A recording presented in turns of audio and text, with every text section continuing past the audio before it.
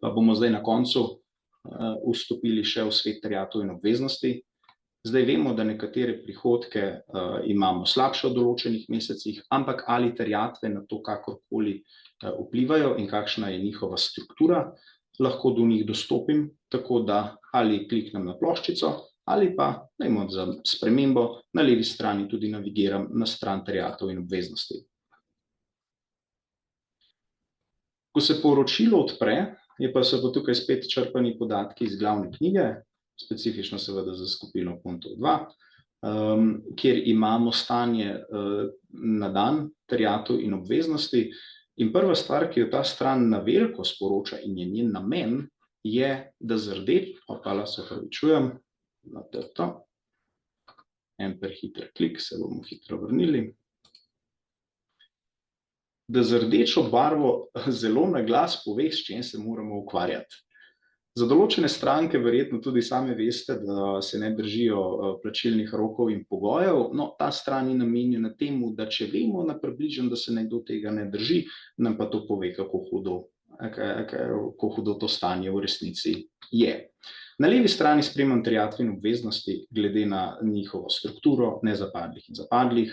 Razdeljene so vnaprej določene razrede zapadlosti, tiste, ki so, in pa potem sklop spremljanja terjatev po partnerjih in po času, ter sklop spremljanja naših obveznosti spet po partnerjih in po času. Ker se bomo zdaj bolj fokusirali na terjatve, bom začel pri terjatvah. Največji problem je seveda prvi partner, ki ima en cel kup zapadlih terjatev, tako da prvo sporočilo seveda je že prepozno se bomo s tem začeli ukvarjati, tako da je danes zadnji dan.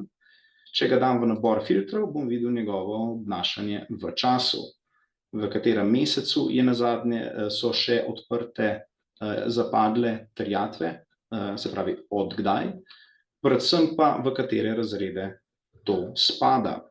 In prva stvar, ki mi jo tudi ta stran pove, da je s tem partnerjem imamo samo terjatve, ne pa tudi kakršnihkoli obveznosti, tako da lahko specifično za tega partnerja morda raje navigiram na stran terjatve in pogledam to skozi prizmo samo terjatev, ne pa neke kombinacije in soodvisnosti glede na obveznosti. Tako da, če grem na terjatve, me bo pričakala podobno, malo obrnjena struktura, ampak je razlog za to, kjer spet spremljam terjatve po strankah, terjatve po času, v razredih zapadlosti, ter pomembnejše, na voljo imam tudi vse vezne dokumente, račune in tako naprej, ki so za izbranega partnerja, ki so povezani z izbranim partnerjem.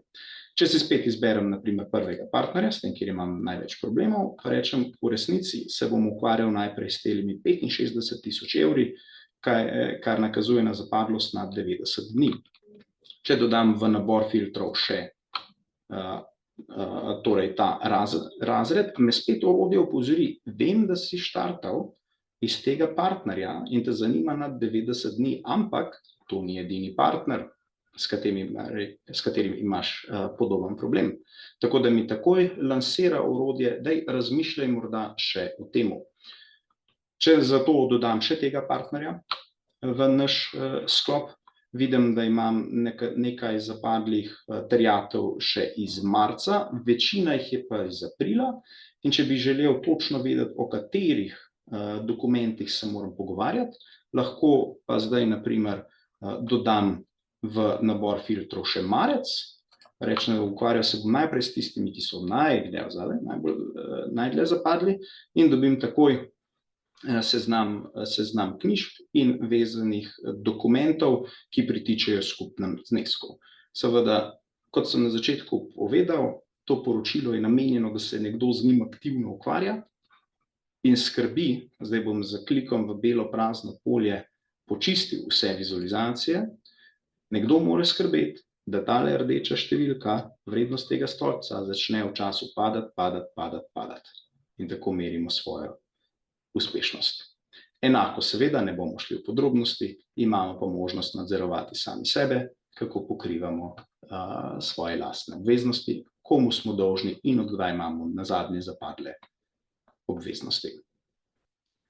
Tako da jaz upam, da sem vam v tem kratkem demotu na teh 3 poročilih uspel prikazati, kako sem sicer začel z nekim osnovnim pogledom, potem pa z nekaj hitrega vrtanja v globino, klikanja, ustvarjanja zgodbe, prišel in v resnici odgovoril na relativno kompleksna vprašanja in prišel sem do ene resnice.